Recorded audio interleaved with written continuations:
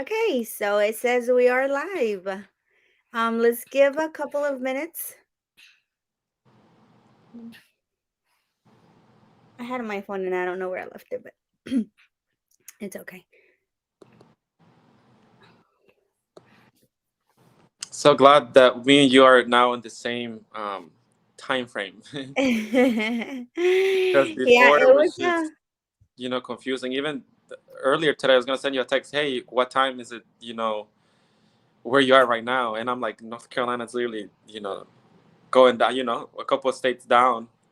We're on the same time frame, like at the same time. I think last time I looked at where how close we are, I think it's probably like a 6 hour drive if I'm not mistaken from where you live Yeah, to where I live. Yeah. yeah, So okay, Vanessa's here. So everybody's here. So we want to say first, welcome back, David. Welcome back home. We wanted to do this live because a lot of people have been thinking about you and they've been asking what was the status with your case when you were going to be coming home. We didn't want to give too much detail until everything was done. And everybody's just super happy, so happy for you to be back home. And we just want to say welcome home, David. I know it was a long 8 months, but you're finally back home.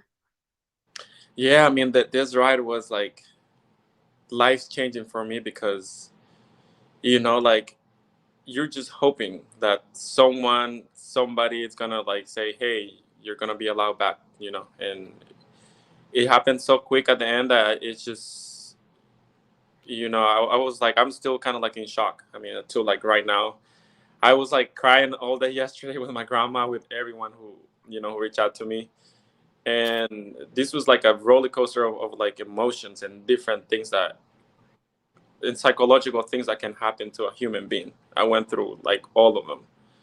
So yeah, it was a long ride for me, but I'm glad that I finally like was able to breathe like in peace. It's just weird.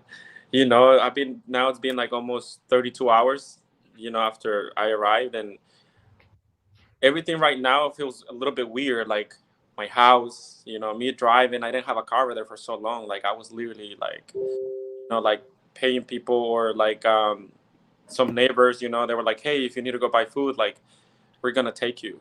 So to have everything back is just, it just feels weird. But there's things that are like, oh, this belongs to you, but it feels like it doesn't belong to me. It's just like a weird psychological thing. It's really hard to explain, like the feeling, that I've had in the past 32 hours. Um, as yesterday when you sent us streamers together a message saying that you were gonna be home at 4. It was the night before, and you said you were gonna get here at 4, and it was like the whole team here at Dreamers Together.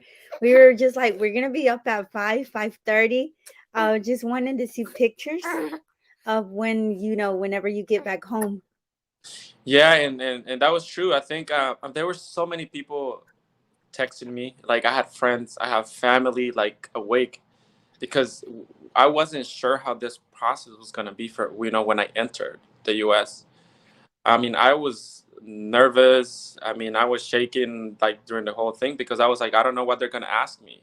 That was like, my head was like telling me, hey, what they're going to ask you when you enter. Like, why don't you have an advance parole and things like that. And it was just kind of like nerve wracking, but I'm so glad that the process, honestly, entering was smooth. I went to the Cuartito, the famous place that everyone talks about. I went there. There was only 3 people there because I arrived very early in the morning, like around 3:30, 4 o'clock, 4 a.m. And the agent was just, okay, here you go. You leave at this address, and then okay, here's his stamp, and then he let me go. So I was just kind of like confused at the same time, because my expectations were like, okay, they're gonna ask me like something, but that wasn't the case. So yeah, I mean, yeah, thank you guys, because I know you guys were like also there. I recorded the landing. When the airplane literally touched, and then it was shaking. It touched U.S. soil. I was just like, wow, like it was almost like a dream type of thing. But I was like there inside the airplane. I I know you're relieved. What was the day? I know it was sometime in January. What was the exact date you were trying to come back into the United States and you weren't allowed back on the plane? Yeah, so I left January 2nd, and then I was supposed to leave January 14th. I arrived at the airport, and that's when kind of like the whole world like just kind of like collapsed for me, because I have a life here. I mean, I had a job, like as many of you know. I have my house and my car and everything here. My life is here. So my whole world collapsed. Like I lost. I can say that I lost everything at that point when when they told me, hey, you can enter. And then they were like, okay, well, go to the embassy. This, like, they thought that this was easy, like just go to the embassy and they're gonna take care of you, and that wasn't the case. I mean, that wasn't the steps, I guess, the process of how this works.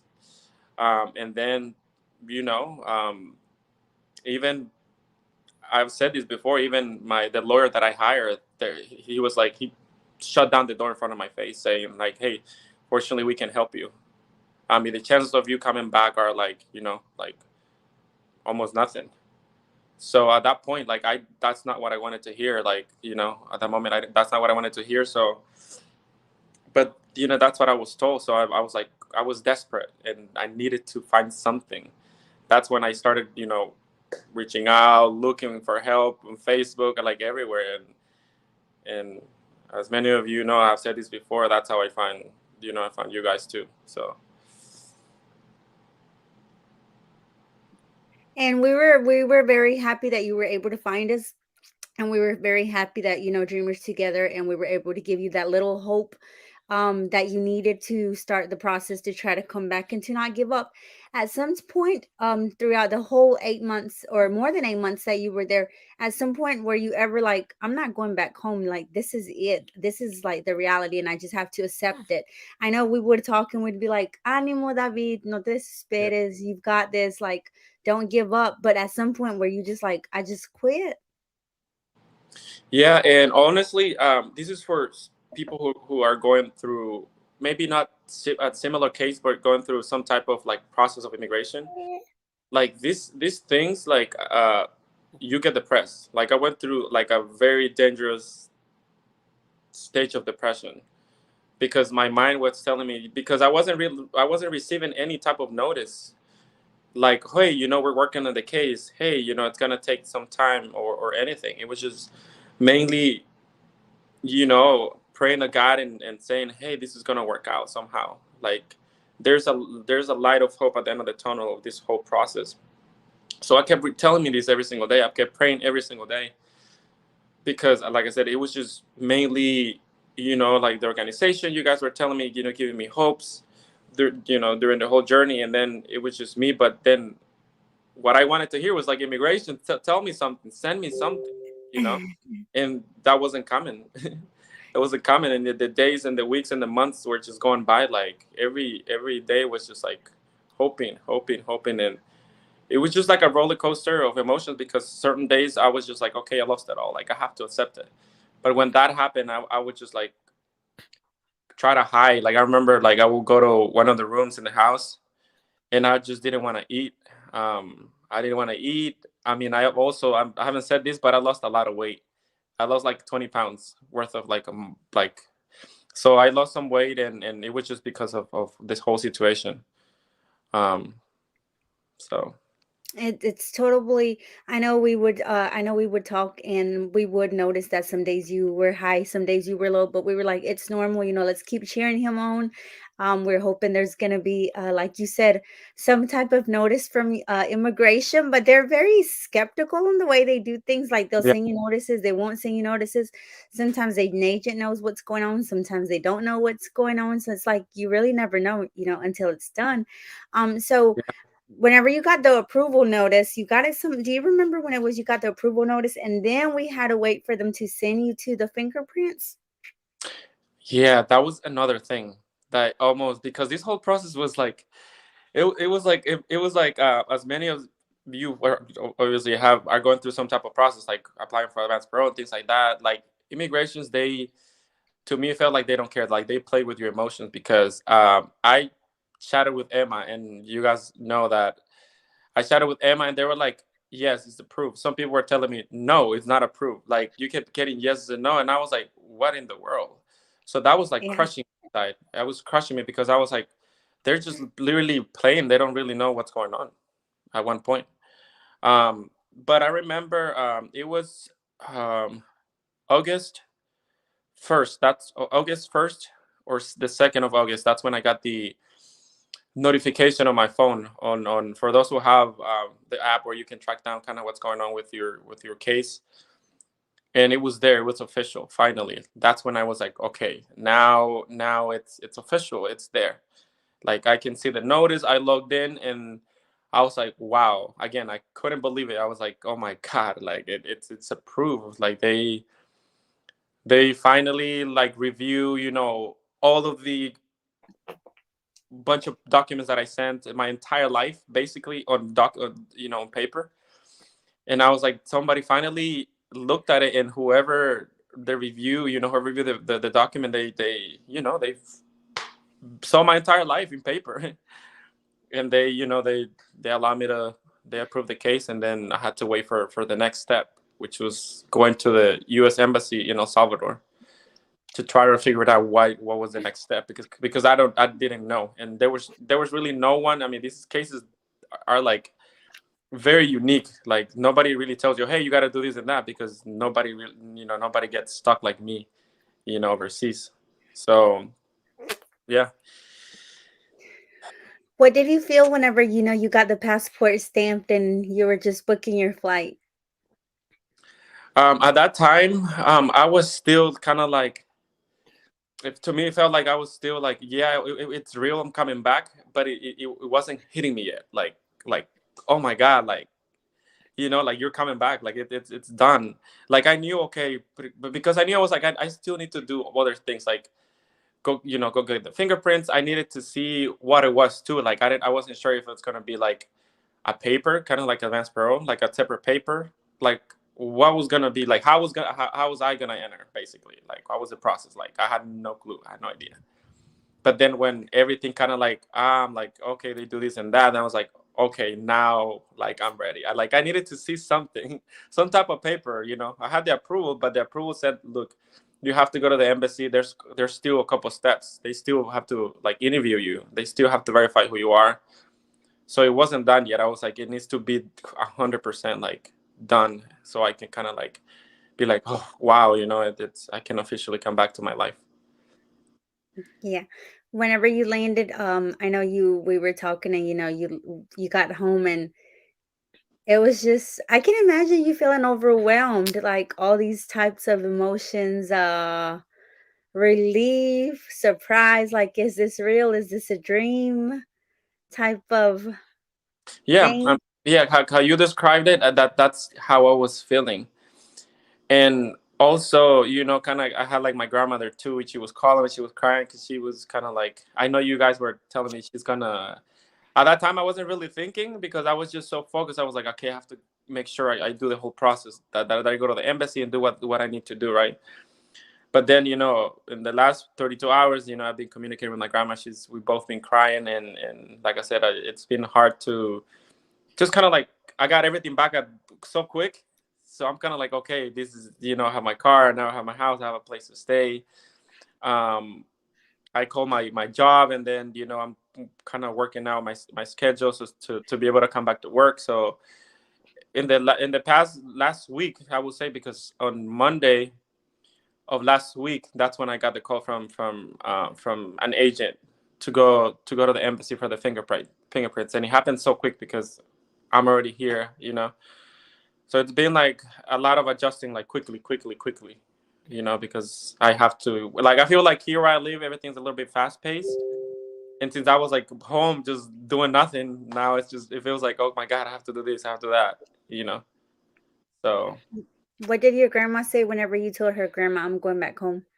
I know whenever we spoke to her one time, she said, she was happy you were there, but she knew this was your life and you needed to come back to it. well, she was thankful, we cried again. There was a lot of crying involved in the past week. But crying, crying because of happiness. Like he wasn't sad anymore. Like he was just happy. We were just really happy, and I was just like, I have to leave, and I was just so grateful too because I spent so much time, with her. So Yeah.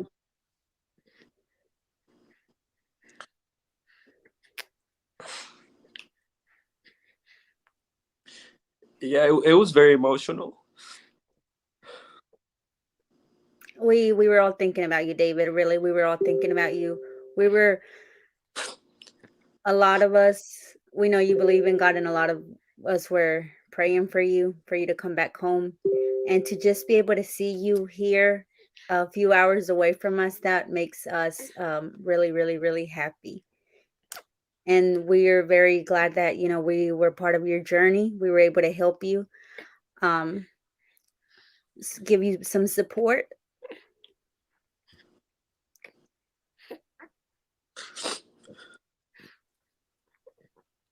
I'm sorry. It's just I feel I'm crying of joy, but at the same time,